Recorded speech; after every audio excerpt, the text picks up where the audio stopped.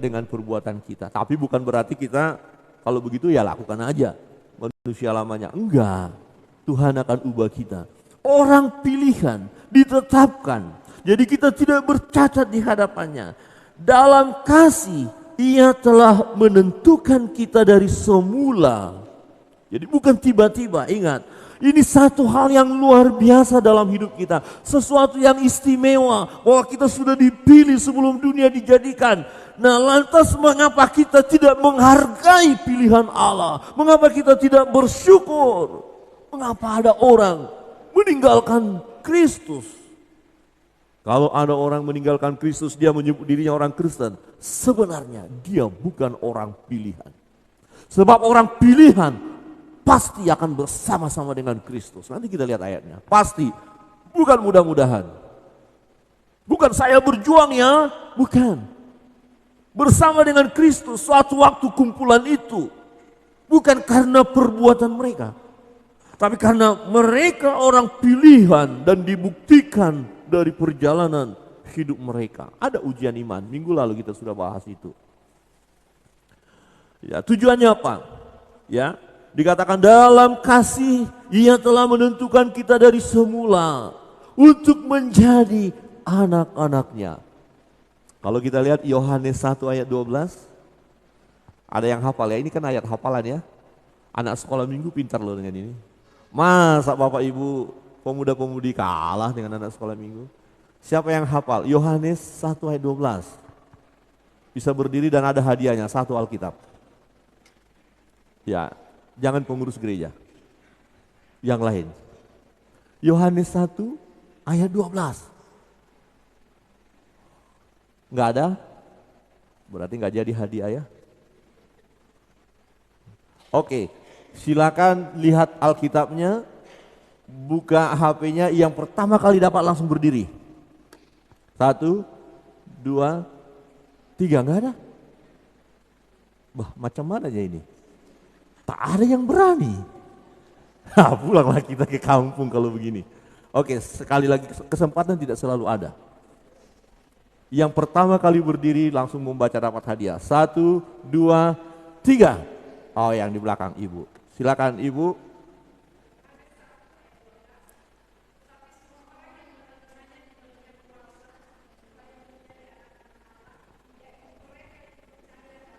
Amin.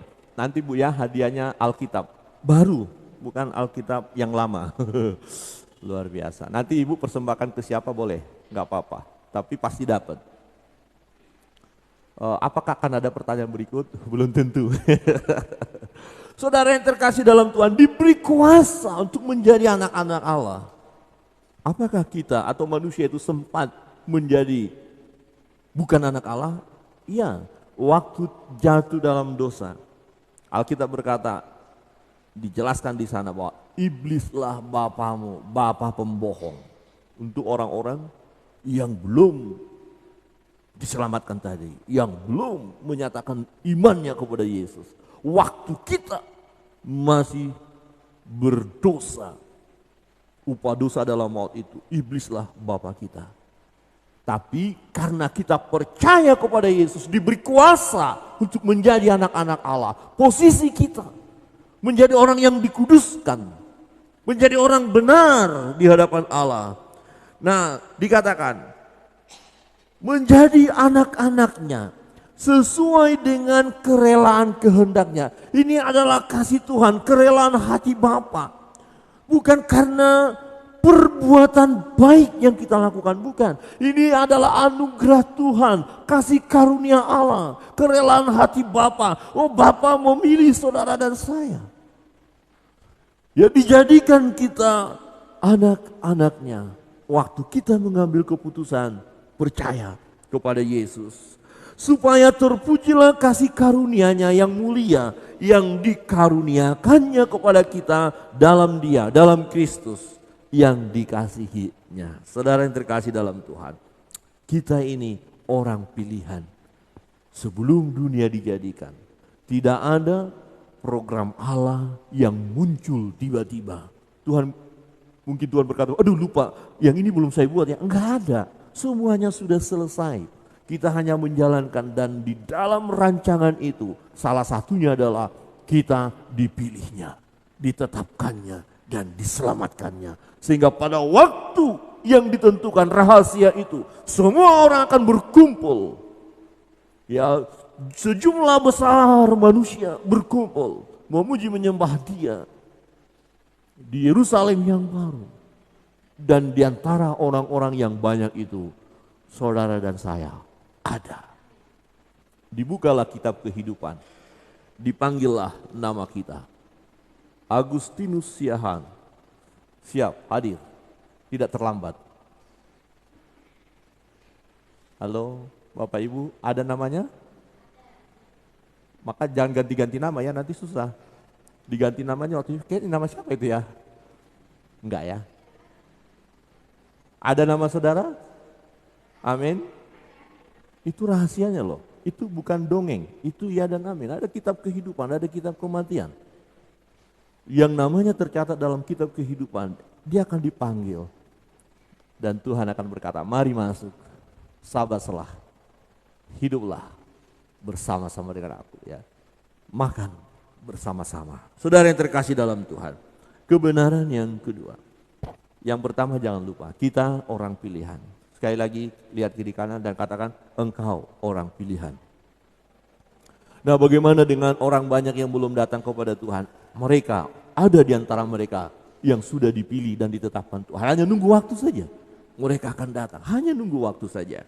Nah, untuk itu, yang kedua, kebenaran yang kedua, bahwa keselamatan hanya melalui Yesus Kristus.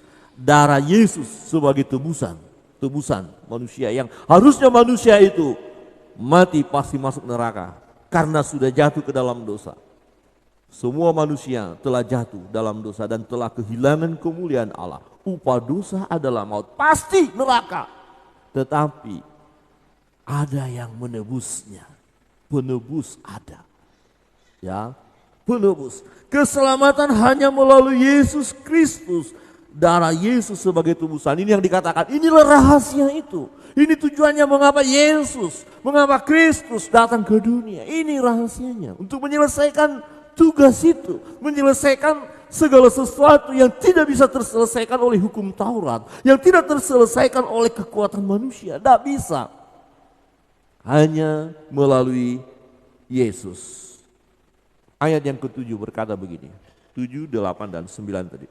Sebab di dalam Dia dan oleh darahnya. Ya, sebab di dalam Dia dan oleh darahnya. Oleh darah Yesus. Kita beroleh penebusan, yaitu pengampunan dosa menurut kekayaan kasih karunia-Nya yang dilimpahkannya kepada kita dalam segala hikmat dan pengertian. Sebab Ia telah menyatakan rahasia kehendak-Nya kepada kita sesuai dengan rencana kerelaannya, yaitu rencana kerelaan yang dari semula telah ditetapkan di dalam Kristus. Ditetapkan di dalam Kristus. Ya. Terjemahan lain berkata begini. Demikian berlimpah kebaikannya kepada kita, sehingga Ia menghapus segala dosa kita dengan darah Anaknya. Menghapus segala dosa kita dengan darah Anaknya. Dan karena Dialah, karena Kristus, kita diselamatkan. Kepada kita dicurahkannya kekayaan rahmat-Nya, sebab Ia benar-benar mengenal kita dan senantiasa mengetahui apa yang terbaik bagi kita. Diungkapkannya kepada kita rahasia mengapa Ia mengutus Kristus. Ya, suatu rencana yang sejak dahulu sudah ditetapkannya karena kemurahan-Nya. Saudara yang terkasih dalam Tuhan, ini rancangan Allah, ini rencana Allah, bahwa Yesus Kristus menyelamatkan kita dan darah-Nya lah. Di dalam Roma pasal 3 ayat 25 berkata begini. Kristus Yesus telah ditentukan Allah menjadi jalan pendamaian karena iman dalam darah-Nya. Telah ditentukan oleh Allah, oleh Bapa. Ya, hal ini dibuatnya untuk menunjukkan keadilan-Nya karena Ia telah membiarkan dosa-dosa yang telah terjadi dahulu pada masa kesabaran-Nya. Darah Yesus menyucikan.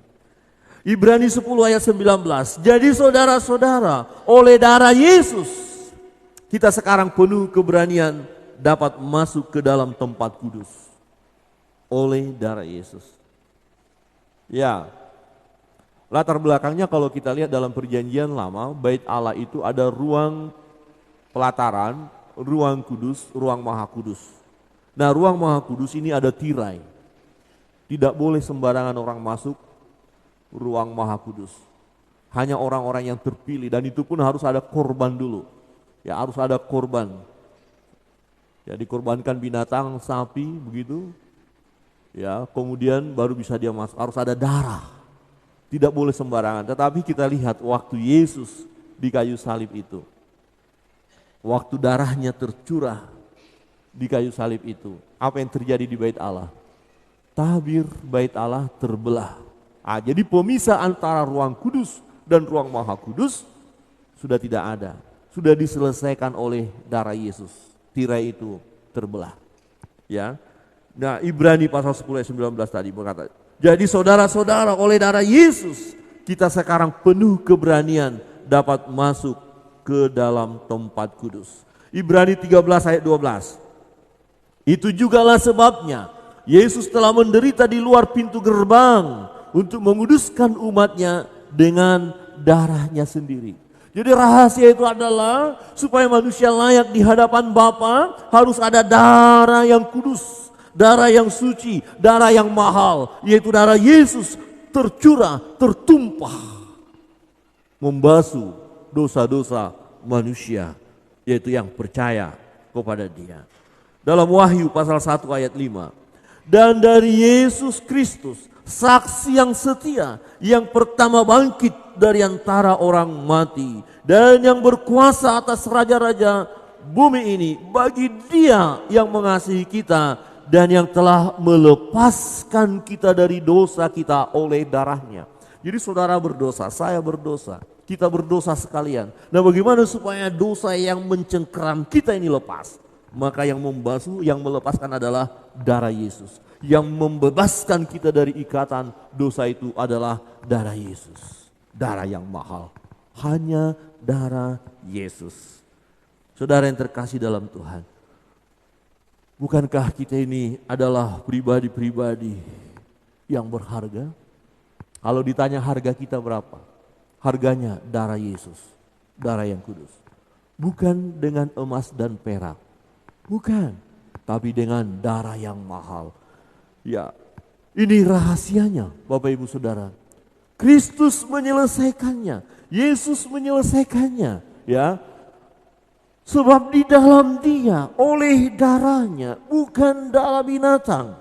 Kalau dalam perjanjian lama supaya umat itu boleh masuk bait Allah, mereka harus korbankan binatang, harus ada darah. Dan binatang yang dikorbankan haruslah binatang yang tak bercacat celah. Diperiksa dulu. Yang gemuk, yang sehat, yang bagus, yang terbaik itu yang harus dipersembahkan. Dan ini menjadi prinsip bagi kita. Ketika kita mempersembahkan sesuatu kepada Tuhan harus yang baik, yang bagus, yang berkenan. Jangan asal-asalan memberi persembahan kepada Tuhan. Amin. Bukan hanya persembahan kita yang kolektif, bukan. Tapi hidup kita pun adalah menjadi persembahan yang hidup, yang kudus, yang tak bercacat celah di hadapan Allah. Itulah ibadahmu yang sejati. Itu kata firman Tuhan. Karena Dia Allah. Dia layak menerima yang terbaik. Dalam perjanjian lama kita lihat mereka korbankan yang terbaik. Tetapi karena ini masih tindakan manusia, tetap ada batasnya. Tidak bisa ya menyelesaikan secara sempurna. Itu sebabnya Kristus datang. Tujuannya tadi, rahasia itu, Kristus datang untuk menyelesaikannya. Dan darah Yesus yang menebus kita, mengampuni dosa. Ya dikatakan mengampuni dosa, ya. Menurut kekayaan kasih karunia-Nya. Jadi dosa kita diselesaikan di kayu salib itu. Kita orang-orang yang bersyukur. Kita orang-orang yang berbahagia. Kita tadi orang pilihan. Dan untuk itu ada darah Yesus. Ada darah Yesus yang membasuh, menebus kita. Ya, ditebus artinya begini, waktu kita belum datang kepada Dia, sebenarnya kita harus masuk dalam penghukuman itu. Tapi ditebus kita, ya, digagalkan kita untuk masuk dalam pembantaian yang abadi itu, kematian yang abadi. Jadi kita tidak lagi masuk ke sana karena sudah ditebus, diambil kembali. Dikembalikan kepada posisi yang benar, yaitu suatu waktu kumpulan orang banyak itu bersama dengan Kristus, dan di antara mereka ada saudara dan saya. Dan ada lagi orang-orang yang masih belum datang saat ini, tapi mereka masih menunggu, ada. Karena jumlahnya besar. Ya, suku-suku bangsa akan datang. Ya. Datang kepada Tuhan. Untuk itu rahasianya, kebenaran yang ketiga untuk kita renungkan adalah, yang ketiga adalah keselamatan terjadi bagi orang yang mendengarkan firman kebenaran dan yang meresponinya dengan iman. Dipilih, ada darah Yesus, tapi harus ada pengakuan. Supaya mengaku bagaimana? Iman timbul dari pendengaran. Pendengaran akan firman Allah. Ayatnya di mana? Ada yang tahu? Ada kesempatan, pertanyaan satu lagi, satu Alkitab. Ya, iman timbul dari pendengaran. Pendengaran akan firman Allah. Ya, silakan dicari. Ya, 1, 2, 3. Yang sudah dapat berdiri dan baca untuk kita.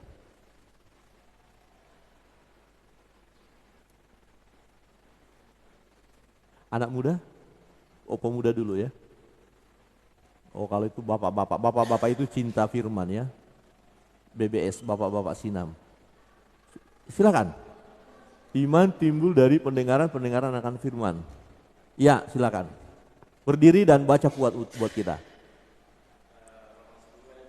Roma 10 ayat 17.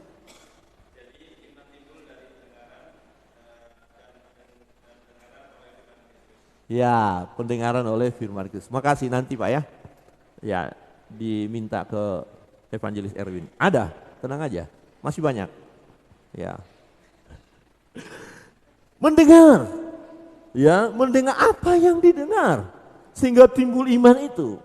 Ya, perhatikan di ayat berikut dikatakan begini. Ayat 13.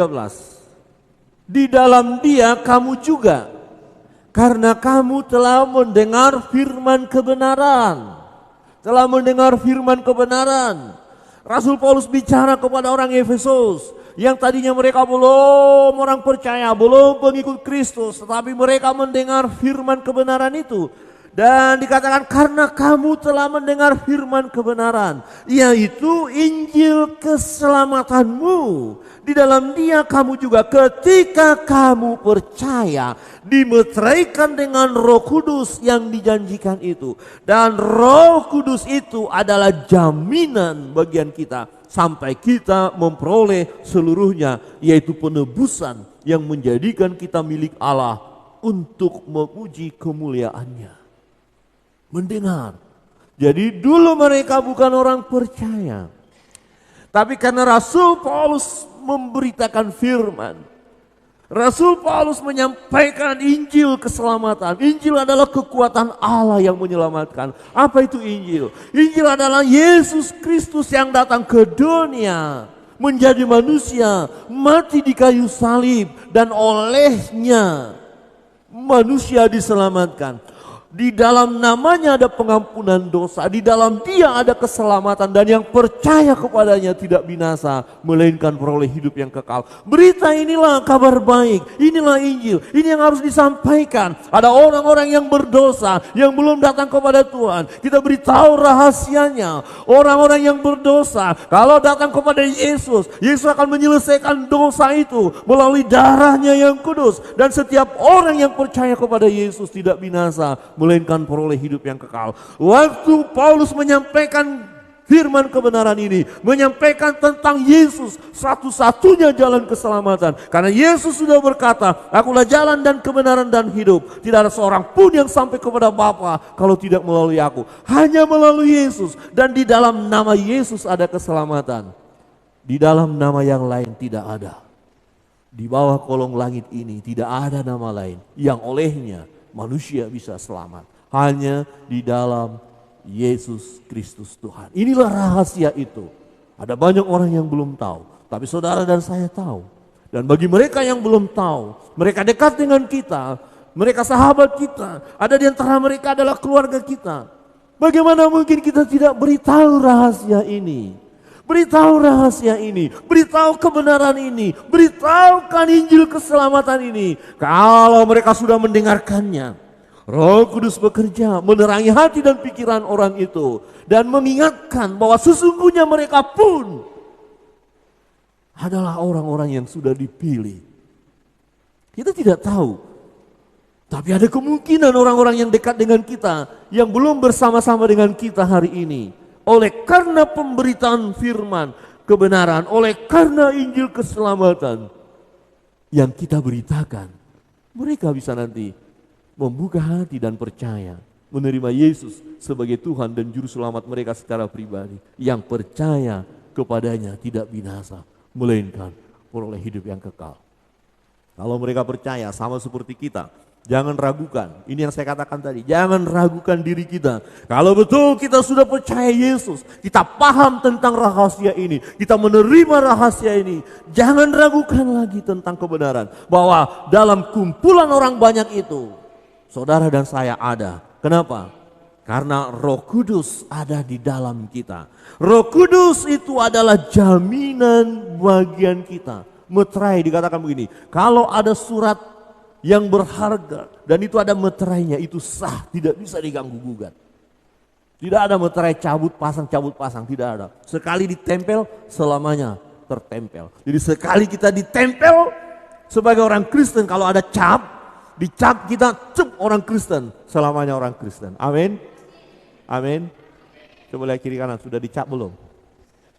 Tapi nanti tolong loh, jangan sampai nanti pendeta kasih cap, kemudian minggu depan kita lihat kok ada tulisan Kristus di sini. Oh, aduh, itu tato itu namanya, bukan. Ya. Dicap itu oleh meterai, artinya di dalam hati kita ada Roh Allah. Keren ya. Coba lihat kiri kanan, kalau Roh Tuhan ada pada kita ini hebat atau tidak? Hebat, hebat. Ada Roh Tuhan, Roh Allah. Berarti kita ini orang-orang hebat. Coba lihat kiri kanan dengan senyum, engkau orang hebat. Jadi kalau melakukan sesuatu yang tidak benar, katakan, masa orang hebat lakukan kayak gitu?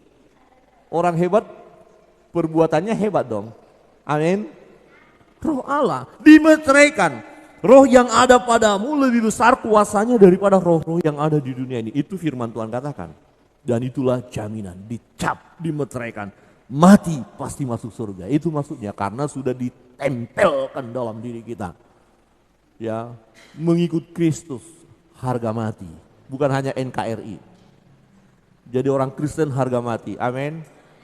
Nona-nona, kalau ada pemuda-pemuda merayu saudari ya, bukan saudara yang merayu saudari dan dia kaya raya tapi bukan orang seiman, tapi sangat mengasihi ya gadis-gadis yang ada di sini, kemudian kata tinggalkanlah Yesus, ikut saya, harta saya banyak. Kira-kira bagaimana? Nona-nona, tinggalkan Yesus atau tinggalkan dia? Susah ya, nona-nona ya, jangan ibu-ibu yang jawab, ibu-ibu sudah ada, jangan ditinggalkan. Lebih baik tinggalkan dia. Amin. Demikian juga pemuda-pemuda.